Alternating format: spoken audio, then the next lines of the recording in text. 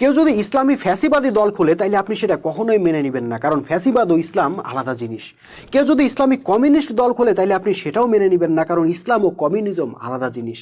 কিন্তু কেউ যদি ইসলামিক গণতান্ত্রিক দল খোলে তাইলে আপনি সেটা হাসি মুখে মেনে নেন এবং জোর দিয়ে বলেন গণতন্ত্র আর ইসলাম তো আলাদা নয়, জনগণের ভোটে নেতা নির্বাচিত হবে, এতে দোষের কি আছে? ভাই, নিজের বিবেকের সাথে প্রতারণা করেন না। গণতন্ত্র মানে কি শুধু নেতা নির্বাচন করা? একটা ব্যবস্থার সবচেয়ে ইম্পর্টেন্ট বিষয় হলো সেই ব্যবস্থার সার্বভৌমত্ব কার হাতে থাকবে, মানে চূড়ান্ত সিদ্ধান্তটা কোথা থেকে আসবে। গণতন্ত্রের কথা হইলো চূড়ান্ত সিদ্ধান্ত আসবে অধিকাংশ জনগণের কাছ থেকে, আর ইসলামের কথা হইলো চূড়ান্ত সিদ্ধান্ত আসবে শুধুমাত্র আল্লাহর কাছ থেকে। ইসলামী রাষ্ট্র ব্যবস্থায় আল্লাহর আদেশ নিষেধকে ভিত্তি হিসেবে ধইরা বাকি সবকিছু চলবে।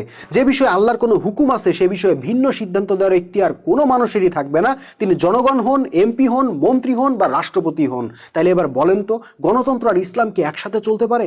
একসাথে চলা সম্ভব? ওনারা গণতন্ত্রের আসল দিকটা গোপন কইরা বলেন গণতন্ত্র মানে হইলো নেতা নির্বাচন করা। মোটেও নয় ভাই, গণতন্ত্র শুধু নেতাই নির্বাচন করে না, একই সাথে আইন প্রণেতাও নির্বাচন করে, বিধানদাতাও নির্বাচন করে, যাদেরকে আমরা এমপি বইলা জানি। অথচ মোমেনদের আইন প্রণেতা হলেন আল্লাহ রাব্বুল আলামিন।